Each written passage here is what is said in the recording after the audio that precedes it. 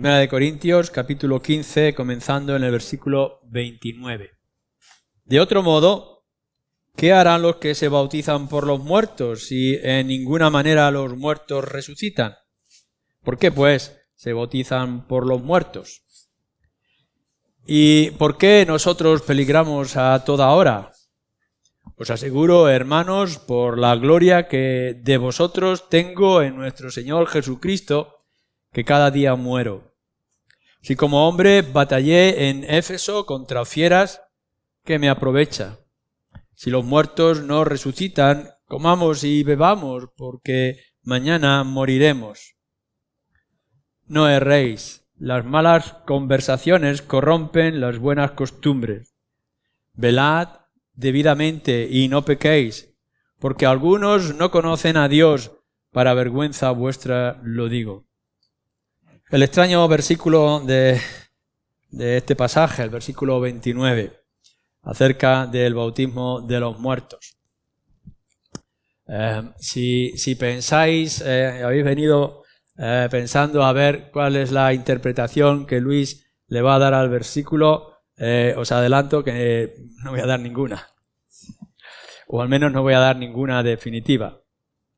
Pero aún así, como algunas veces se me ha dicho, no hay que pasar los versículos o los pasajes difíciles, sino que hay que afrontarlos con el conocimiento y la humildad que podamos tener, sabiduría. Así que aquí está. ¿Qué harán los que se bautizan por los muertos? Si en ninguna manera los muertos resucitan, ¿por qué pues se bautizan por los muertos? Vamos a ver varias cosas y vamos a buscar las implicaciones de lo que esto pueda ser y lo que nos pueda enseñar a todos nosotros.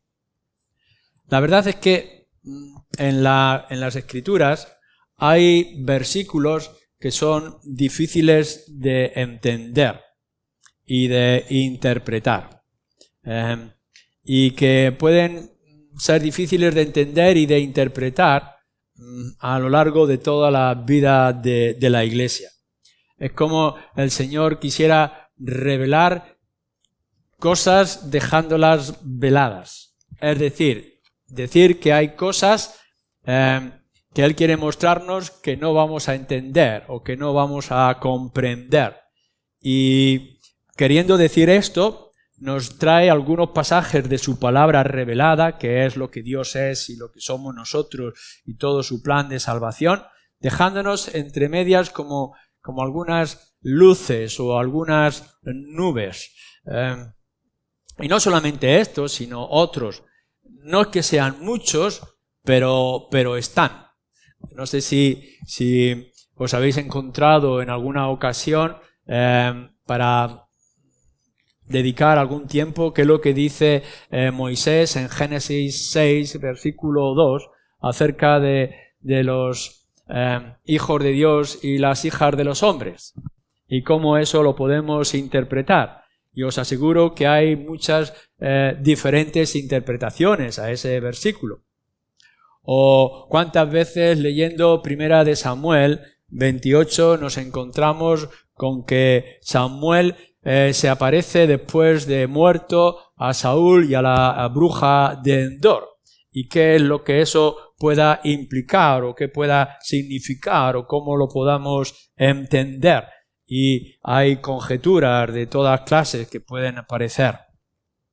Si vamos al Nuevo Testamento, el apóstol Pedro nos escribe en su primera carta, capítulo 3, que nuestro Señor Jesucristo fue a predicar a los espíritus encarcelados. Y entonces ahí otra vez surgen diferentes interpretaciones para los diferentes gustos o teologías, etc. ¿Qué hacemos con esos versículos u otros que pudiéramos citar o este mismo que tenemos aquí en nuestro texto en esta mañana? Ciertamente no podemos pasar ni una línea de la palabra sin dedicarle el tiempo justo o necesario según nuestro conocimiento o nuestra capacidad para poder entenderlo. Si están ahí es por alguna razón. Y si Dios ha revelado ese pasaje que nos resulta oscuro, pues tendremos que dedicar el tiempo para entender o comprender o ver qué es lo que nos quiere decir ese pasaje que nos parece oscuro. Pero nunca hagáis doctrinas fundamentales desde ese punto. Es decir, cuando encontréis un versículo difícil de interpretar o que no hay una extensa unidad con respecto a él, no hagáis una doctrina básica, porque eso os puede desviar de lo que es central. Lo difícil siempre hay que interpretarlo a la luz de lo fácil y de lo claro que nos trae las Escrituras. Cuando os encontráis con un versículo difícil, como puede ser este, algunas veces lo podemos resolver y a lo largo del tiempo se han resuelto o se ha llegado a una unanimidad dentro del pueblo evangélico para poder comprenderlo o aceptarlo de esa manera. A veces nos encontramos con versículos que aun cuando se resuelven con ciertas reservas. Es decir, podemos llegar a una cierta conclusión, pero pudiera ser que aún nos falta información o entendimiento de él. Y en otras pocas veces nos encontramos con la dificultad que queremos o que solamente podemos decir no lo sé. Os puedo asegurar que en los comentarios que yo he leído, algunos se acercan y puedan decir posiblemente es esto lo que hay que entender, pero no he encontrado ninguno, como no sea en sectas o en religiones fuera del mundo evangélico, que puedan decir esto es firmemente lo que debamos de entender. Así que tenemos que ser adecuados a la hora de tratar estos pasajes en los que encuentras dificultad. No lo saltes, dedícale el tiempo, pero solamente el tiempo que es necesario para que todo el conjunto de la palabra de Dios no se distorsione. Segundo, ¿qué interpretación podemos dar o cuál es la que se puede ajustar a esta idea de bautizar a los muertos? Bueno, uno de los comentaristas dice que entre todas las divisiones y subdivisiones de las diferentes interpretaciones puede haber alrededor de 40. Es decir, que hay diferentes ideas que están aflorando o flotando con respecto a esta interpretación o a la posible interpretación. Lógicamente, en esta mañana no vamos a ver 40, ni 20, ni siquiera vamos a ver 10 de esas interpretaciones, porque todas al final convergen en unas pocas y rechazamos por completo a aquellos que van en contra de otras doctrinas claras de las Escrituras. Esa interpretación no puede ser porque va en contra de doctrinas muy claras o verdades muy claras que trae las Escrituras.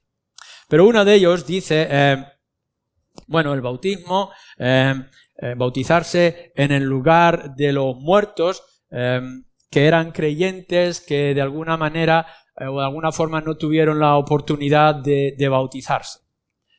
Claro, ahí se hace como una especie de fuerza, como si fuera necesario haberse bautizado por el Señor Jesucristo, en el nombre del Señor Jesucristo. Algunos mártires, algunas personas pudieron morir sin ser bautizados, entonces nos podemos bautizar en el nombre de ellos, de una manera general o trayendo nombre. Bueno, el bautismo no salva, el bautismo no es necesario para la salvación, es un mandato, sí, pero las personas que puedan morir sin bautismo, como el ladrón en la cruz que se convirtió en ese momento, no necesitaban el bautismo, y todos los que eran creyentes en el Antiguo Testamento no necesitaron el bautismo. Por tanto, entendemos que el bautismo por los muertos no son aquellos creyentes que no fueron bautizados, pero aún así hay personas que lo puedan entender de esta manera. El bautismo no añade nada a la salvación.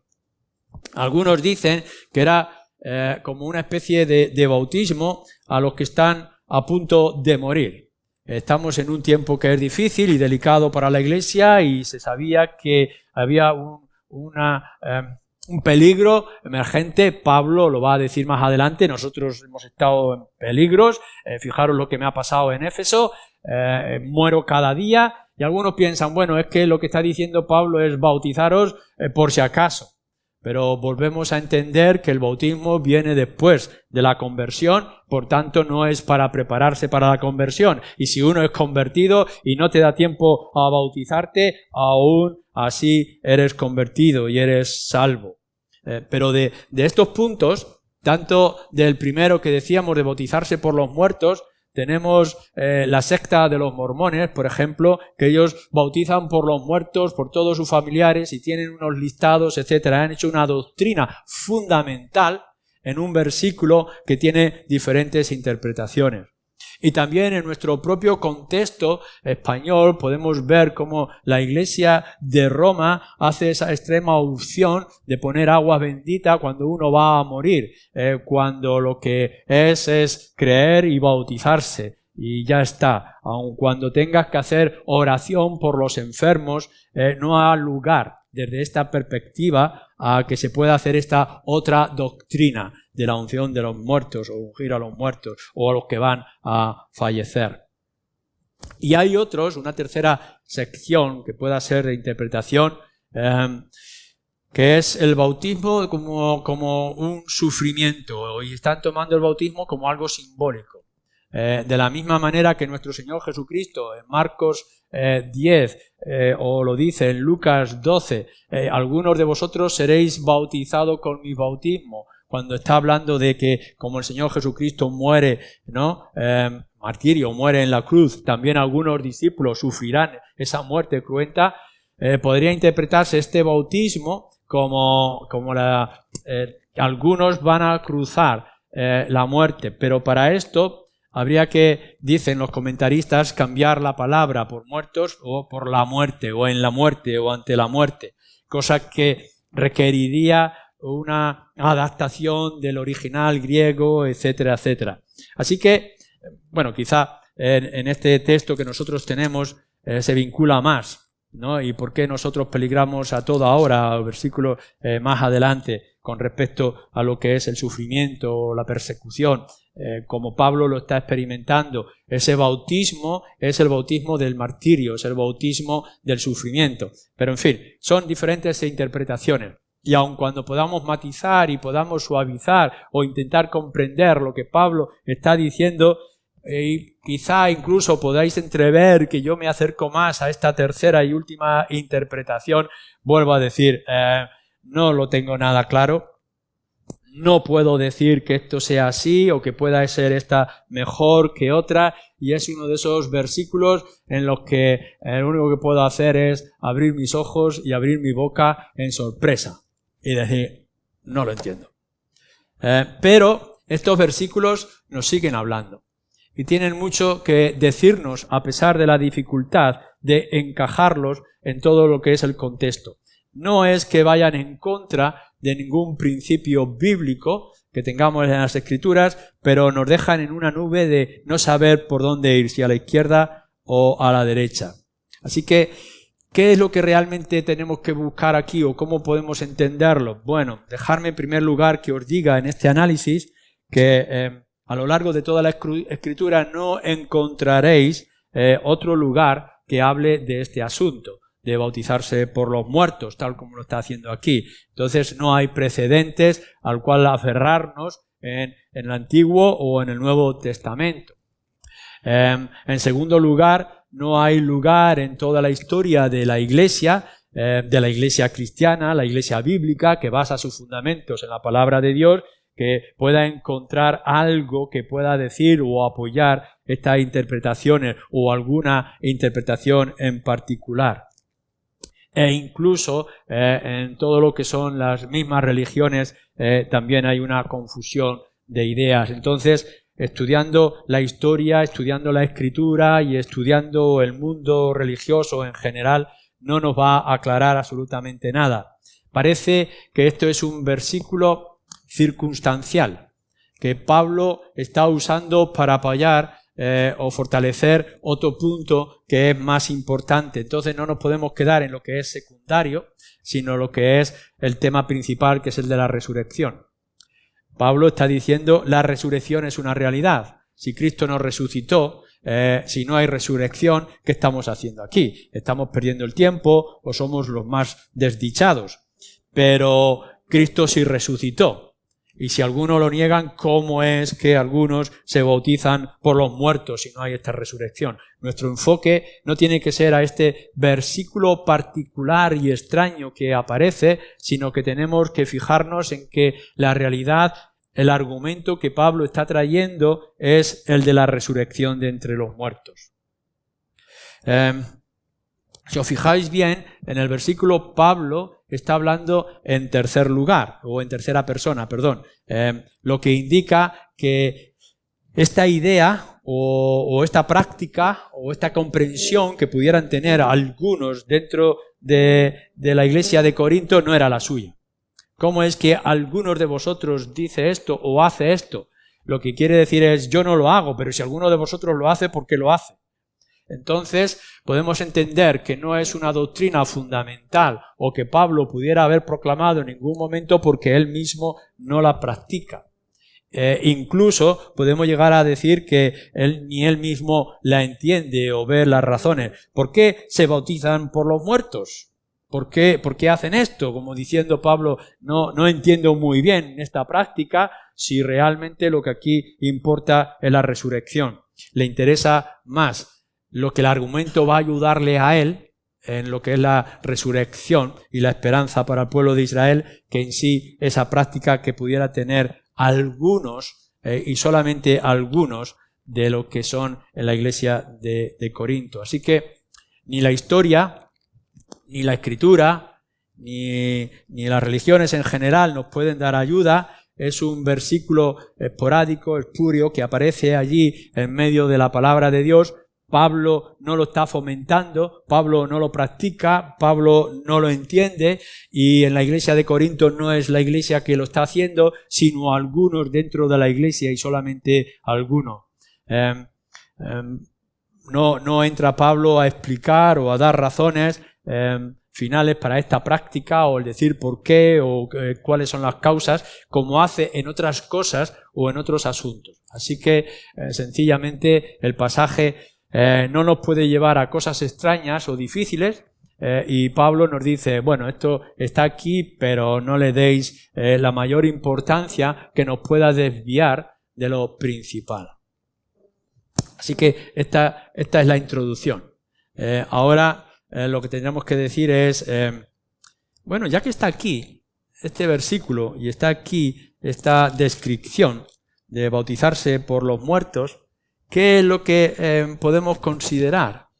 ¿Qué asunto deberíamos de tomar? ¿A dónde nos puede llevar? ¿Hay algún beneficio para nosotros aquí ahora, en el 2022, que podamos tomar de este versículo? Y entonces tendremos que decir que sí. Que este versículo está aquí, que no lo entendemos, que está como una especie de nube en otro lugar que es de mucha luz, que es la resurrección de los muertos. Cristo resucitó igual que murió y por tanto nosotros resucitaremos y estaremos con Él. Pero entre medias viene este versículo y tendremos que decir qué nos quiere decir, a dónde nos quiere llevar. Hay versículos difíciles en las Escrituras. Esto es lo primero que vemos. La palabra de Dios no nos viene con una tranquilidad de 2 y 2 son 4. Para algunos incluso a lo mejor 2 y 2 son 4, o son 5, o son casi 4, etc. Pero las matemáticas son claras, 2 y 2 son 4, pero las escrituras no son 2 y 2 son 4, o 2 más 2. Así que cuando nosotros analizamos las escrituras encontramos pasajes o versículos que son sencillos y son muy claros, o son como casi transparentes, y no podemos negar la realidad. Y para que eso se confirme, además se repiten en un lugar y en otro. Que Dios es un Dios justo y que a la misma vez es un Dios duro. Que Él extiende la mano para castigar o extiende la mano para redimir y para salvar, es que lo vemos en muchísimos lugares de las Escrituras. Que hay otros versículos en la palabra de Dios que no podemos llegar a comprender y podemos llegar nos cuesta de aceptarlo, pero que están muy claros en la palabra de Dios. A nadie le gusta el tema del infierno, pero el infierno está ahí y tendremos que hablar y tenemos que tratar de él. Pero hay otros versículos que son complicados y que necesitamos tiempo. No os tenéis que desanimar cuando abráis vuestra Biblias, los que sois más jovencitos y habéis comenzado a leer la Biblia, o los que sois mayores y os encontráis de pronto en medio del Levítico, tendréis que llegar y decir, bueno, vamos a tener paciencia, vamos a ir poco a poco, a ver qué es lo que va pasando y cómo ocurre. No debes de rechazar toda la Escritura o una gran parte de las Escrituras porque encuentres versículos que no entiendes. Porque es verdad que habrá cosas que no entiendes, pero dentro de su conjunto, y poco a poco y con el tiempo, se te irán aclarando. Cuando a veces cogemos cualquier otro libro o podéis ver ciertas películas que no son simplemente de risa o entretenimiento, sino que tienen una enseñanza, posiblemente muchas de las palabras y muchos de los mensajes pasan desapercibidos o no podéis llegar a entenderlo y comprenderlo y tenéis que preguntarle al que está al lado o tenéis que volver otra vez a ver la película o a leer el libro para poder comprender qué es lo que ha pasado en esa escena o en esas líneas. En la Escritura nos encontramos con esto. No todo es fácil y sencillo en nuestro primer análisis de la palabra de Dios y necesitamos trabajarlo. Lo que hemos dicho muchas veces no es simplemente que cojáis un versículo, lo repitáis o lo pongáis en la pared de vuestra casa sin haber llegado a la comprensión clara de lo que eso significa. Tenemos que no solamente leerla, sino que tenemos que estudiarla.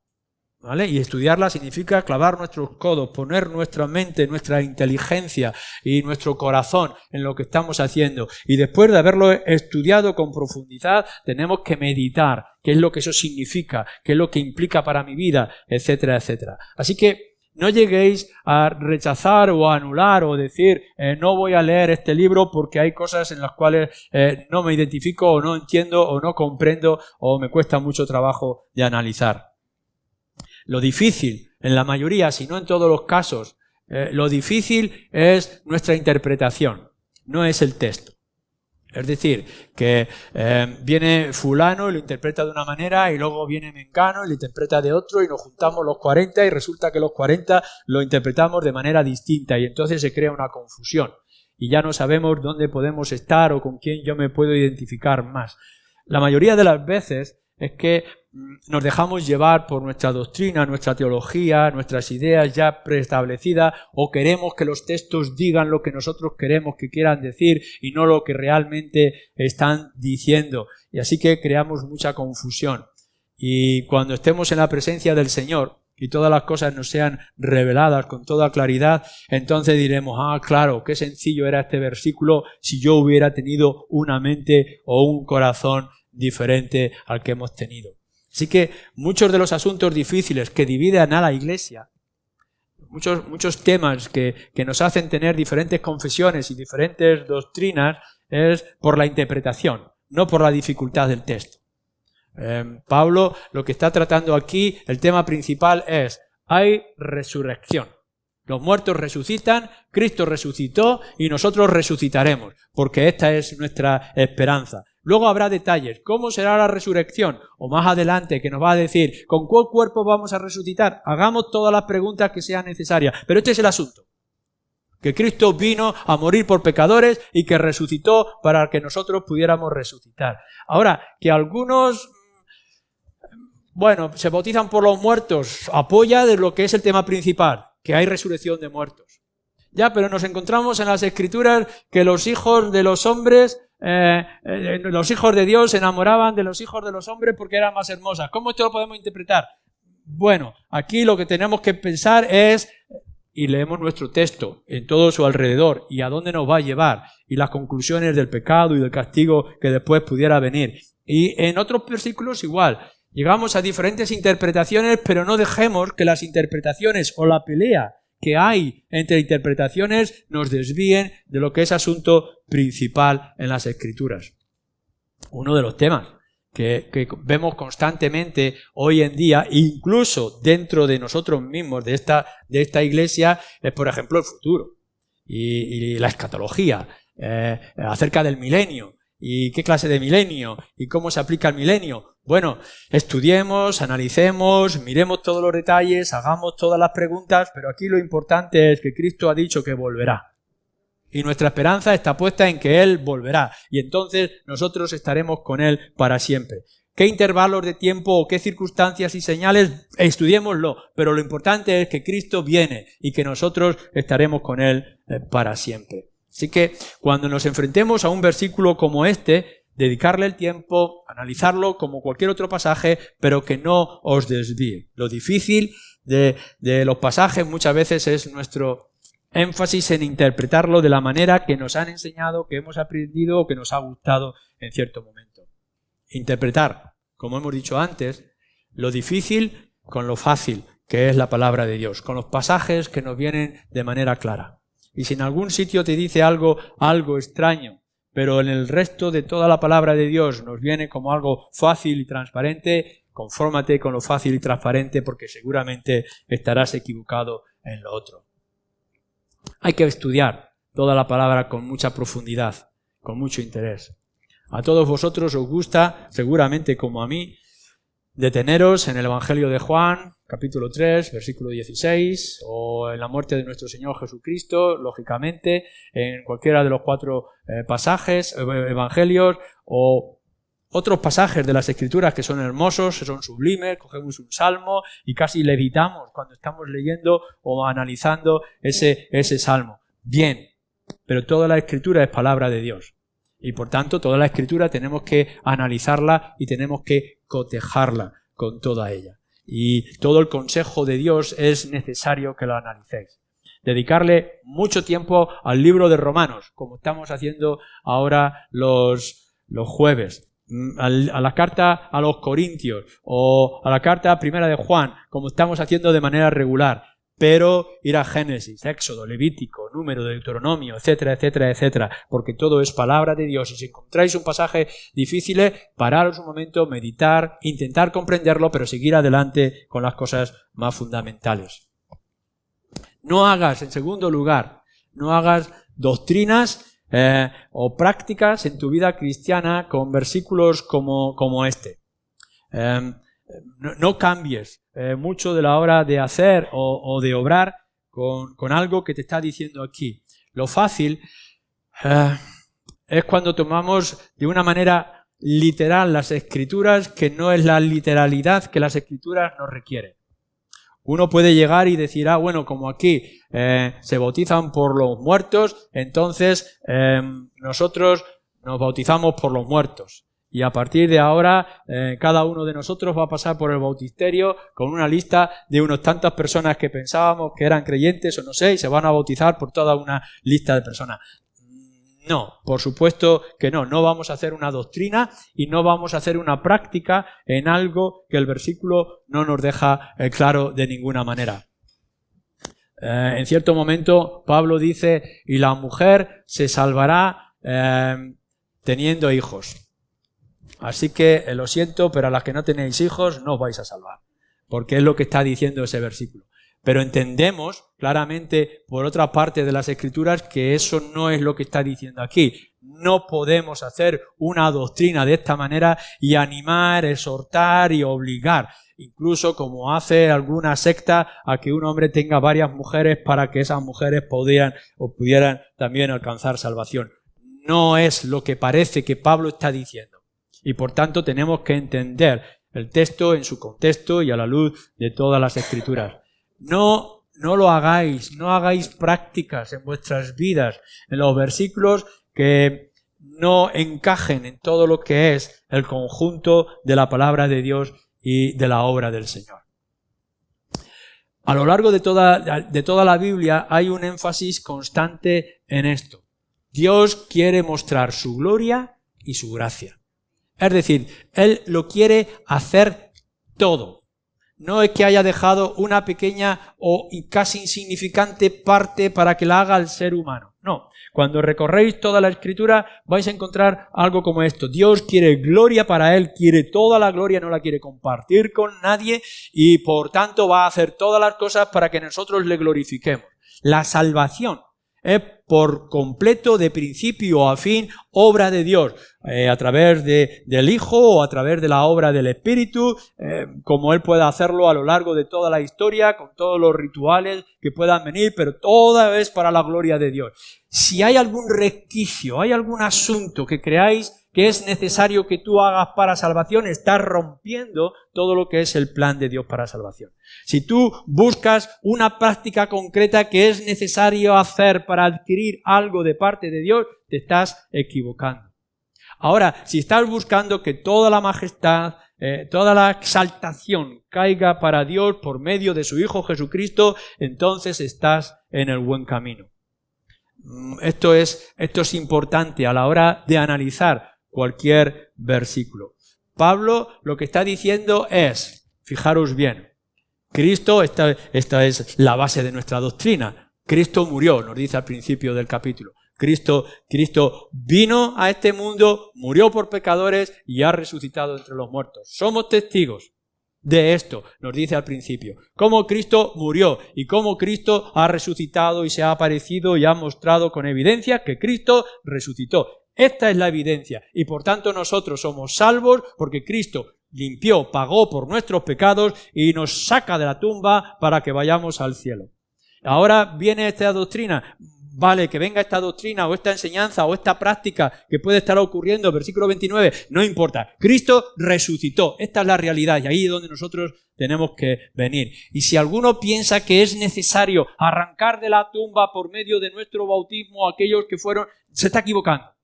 Porque no es por mérito, no es por obra, no es por ritual, no es por algo que nosotros pudiéramos hacer. Toda la gloria es para nuestro Señor Jesucristo o es para la gloria del Padre.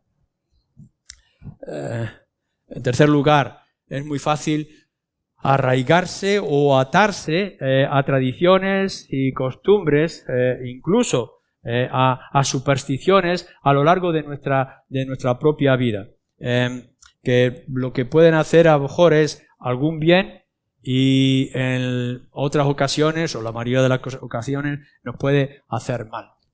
Nuestra vida cristiana, en lo que es en la práctica, nos podemos encontrar con costumbres, con ideas, tradiciones que hemos arrastrado a lo largo de nuestra vida y que pensamos que eso hay que mantenerlo o hay que continuar practicándolo a pesar de que la palabra de Dios nos esté dando luz en otra dirección. Y tenemos que tener cuidado. Las tradiciones en sí, o muchas de las tradiciones, no son malas. Nosotros en España pues tenemos la tradición del horario de comidas y tenemos la tradición de parar el trabajo a lo largo del día y tener la siesta y tenemos otro tipo de tradiciones que decimos la España es la mejor. Es decir, nuestra siesta que no nos la quiten y nuestra manera de comidas y nuestro horario y la comida y la dieta mediterránea mejor que en cualquier otro lugar del mundo. Ya nos sentimos contentos y satisfechos, pero no nos aferremos a ellas. Si un día vas a Estados Unidos o te vas a Nueva Zelanda, pues no mantengas tus costumbres porque a lo mejor no encajas en las circunstancias, en la cultura, en las tradiciones de este lugar. Tradiciones buenas para nosotros sí, pero a lo mejor para otros, en otros lugares, no son las adecuadas. En el mundo cristiano, o para nosotros como creyentes, pues tenemos nuestras tradiciones, o puedes tenerlas tú, tus costumbres que te pueden beneficiar. Y bueno, pues si a ti te valen, pues muy bien, pues amén a ellas, pero no puedes aplicarlas ni exigirlas a todos los demás. Nosotros exigimos que todo aquel que crea se bautice. Eso lo dice la palabra de Dios. Cree y bautízate. Y entonces nosotros decimos, hay que bautizarse. Ahora, de otros detalles, de otras formas, a ciertas edades, implicaciones con la membresía, etcétera. Bueno, vamos a dejarlo, vamos a estudiarlo, vamos a buscar el consenso. Es que en mi iglesia o en mi tradición, en la historia siempre se ha hecho así. Bueno, sí, pero la palabra de Dios no se ve con claridad, entonces no vamos a aferrarnos a una tradición, como nosotros podamos tener, por ejemplo, en el día de hoy. En España, por ejemplo, teníamos la tradición, y aún se mantiene en muchos lugares, de vestir de luto. Es decir, cuando el marido, la esposa o el hijo, un ser querido muy cercano fallecía, pues esta persona se vestía de luto. E incluso a veces se pasaba desde la juventud hasta la ancianidad con ropa negra, llevando la tradición. Y esto, uno puede pensar, es que yo tengo que manifestar mi tristeza. Cada uno que haga lo que quiera. Si quiere cubrirse la cabeza, como hacen de ciertas religiones, que hagan lo que quieran. Son tradiciones, son culturas que cada uno puede hacer. Pero esto no lo requiere el cristianismo. Esto no lo vemos en las Escrituras. Lo puedes practicar. Nadie a lo mejor te vaya a censurar. Pero esto no es lo que nos dice la palabra de Dios. ¿Qué hacemos con el asunto de la incineración? Que a veces nos surge el tema cuando siempre alguien fallece, los creyentes, los cristianos se tienen que incinerar. Bueno, tenemos la costumbre de hacerlo de esta manera y con estas formas, y siempre tiene que ser en el entierro, y siempre tiene que ser el cuerpo, y siempre tiene que ser así. Bueno, no confundamos lo que enseña la palabra de Dios con la tradición de cierto país o de cierta cultura, y no imponer la tradición por encima de lo que son las culturas con respecto a la ropa o tantas otras circunstancias, porque es muy fácil atarse a ciertas costumbres o a ciertas tradiciones. Y yo no tengo que ir muy lejos para pensar en muchas de esas costumbres que hemos adquirido y pensamos que son tremendamente o grandemente bíblicas en la hora de hacerlo, y en realidad no hay ninguna evidencia en las Escrituras para que nosotros lo hagamos. Que nos puede funcionar, bien, que así sea, pero no es lo que nos dice o nos muestra la palabra de Dios. Y no quiero poner ejemplos porque seguramente nos inundaríamos de pensamientos y posibilidades. Pues yo sí estoy de acuerdo, yo no estoy de acuerdo, yo sí lo veo, yo no lo veo. Pero sí es fácil que nos atemos a cosas que nos parecen buenas, pero lo que la palabra de Dios nos dice es que nos atemos a la palabra de Dios, que nos obliguemos a ella. Que Dios nos ha hablado y cuando lo vemos con claridad, eso es lo que tenemos que hacer. Y tengamos cuidado, que el Señor lo advierte de manera seria en otro contexto, con las leyes de los hombres. No sois capaces de llevar vuestras propias leyes, cuanto más las normas o la palabra de Dios. Y no solamente es que vosotros no lo hacéis, sino que queréis obligar a otros a que lo hagan. Y venimos con toda esta historia de los fariseos en el tiempo de nuestro Señor Jesucristo, que se repite de manera muy subliminal, pero que se repite en medio de nosotros. Puede hacerte bien, pero a lo mejor también puede estar estorbándote en la libertad cristiana o ir en contra incluso de la misma palabra de Dios. Cualquier práctica, esto es en cuarto lugar, cristiana,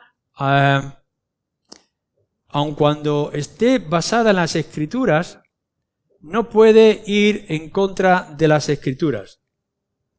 Es decir, podemos coger una práctica que consideramos que es cristiana, pero tenemos que tener cuidado de que no vaya en contra de la misma palabra de Dios.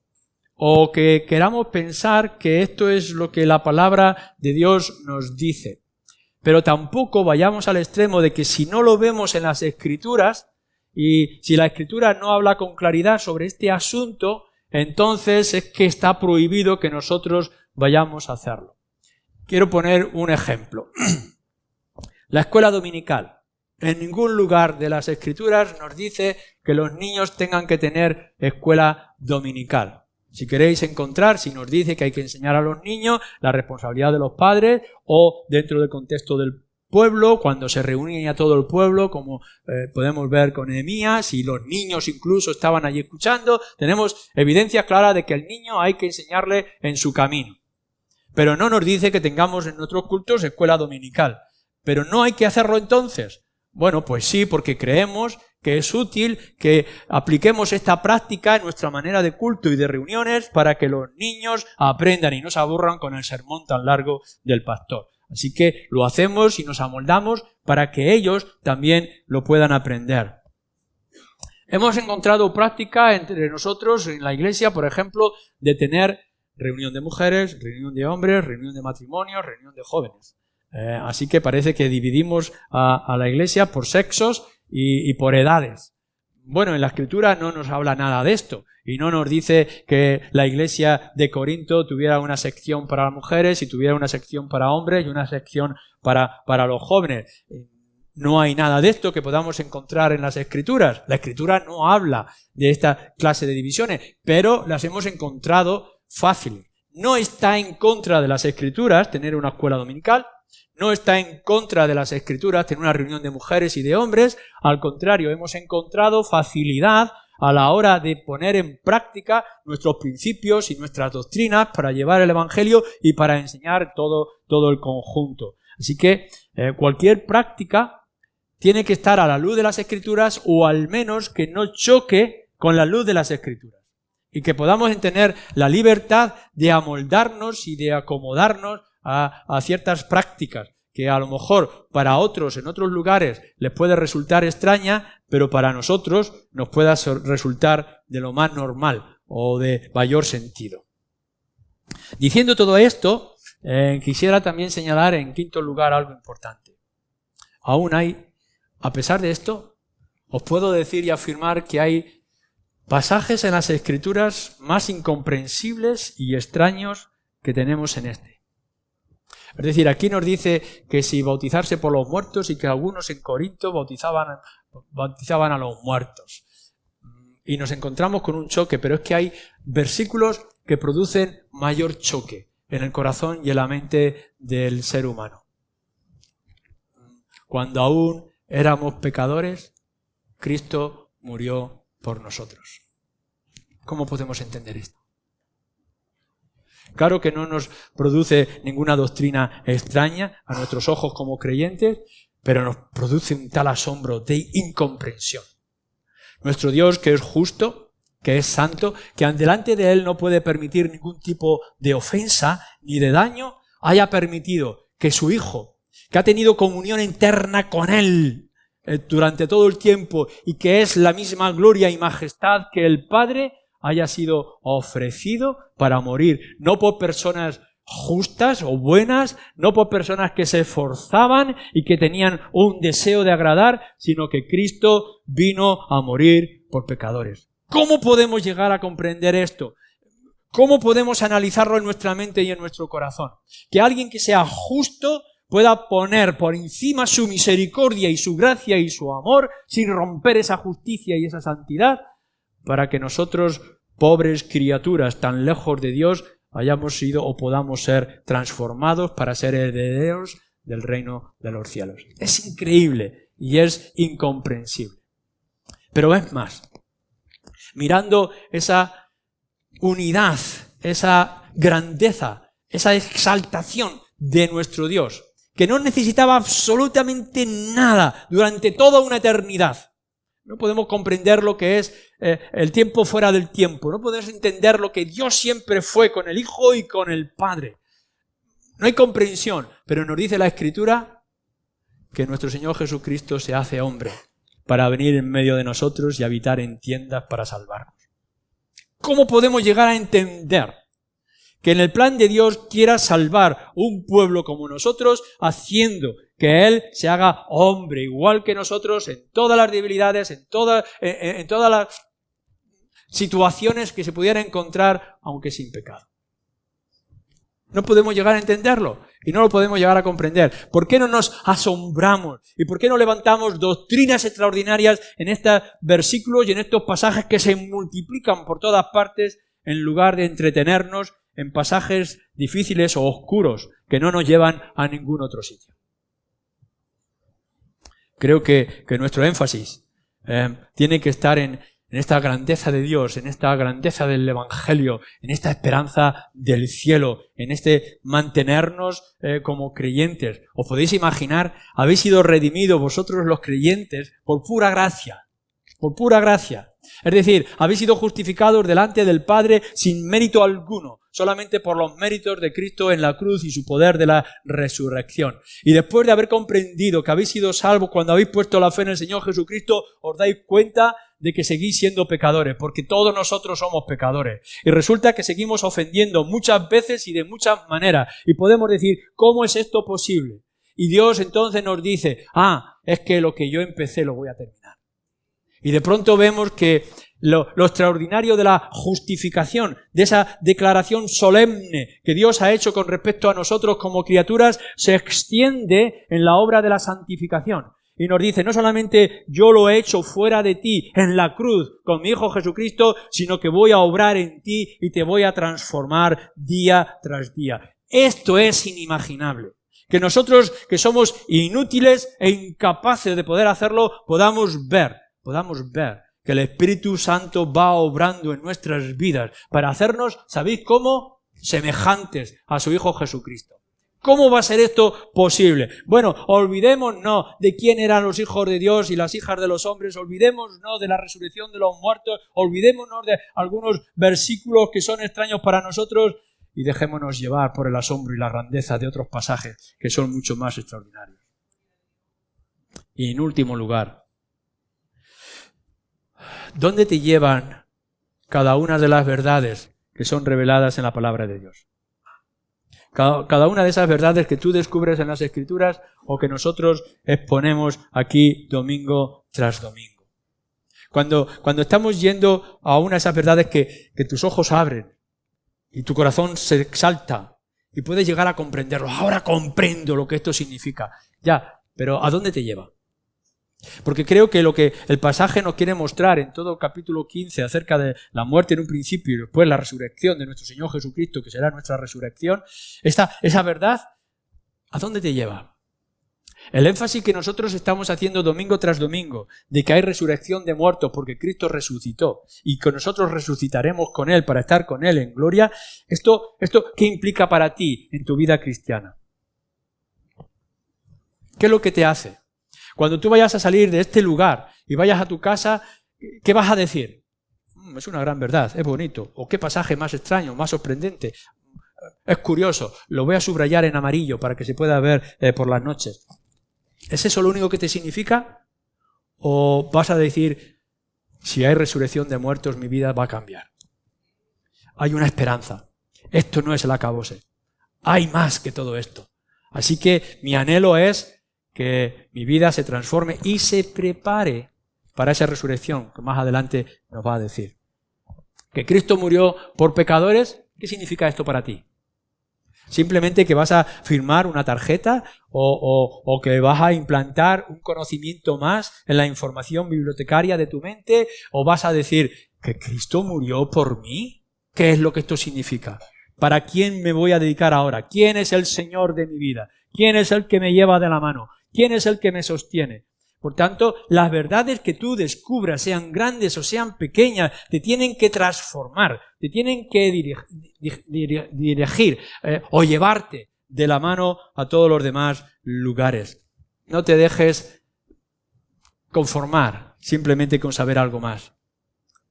Oblígate a ti mismo a que esas verdades te transformen, te llenen y te llenen de satisfacción con respecto a nuestro Señor. Incluso en los pasajes más difíciles, encuentra el camino para que tu vida se transforme, se mejore y nuestro Dios sea glorificado. Amén.